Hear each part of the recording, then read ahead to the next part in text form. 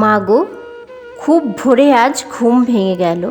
তাই তাড়াতাড়ি উঠে কি জানি কি ভেবে দোর খুলে আমি বাহিরে গেলাম ছুটে। মাচায় ঝোলানো লোহার খাঁচাটি খুলিয়া দিলাম ধীরে। উড়ায়ে দিলাম ভোরের আলোয় পোষা সে ময়নাটিরে।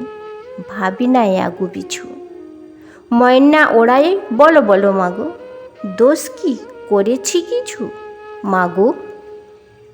তখনও রোদের ঝাঁঝ বাড়ে নাই, দেখিলাম আঁখি মেলে। দুয়ারে দুয়ারে কেঁদে কেঁদে ফেরে দুঃখীদের এক ছেলে।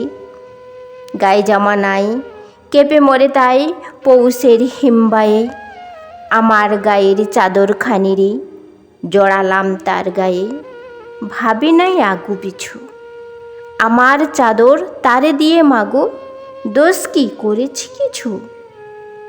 বনের ময়না বনে উড়ে গেছে মাগো, তার কথা ভোলো।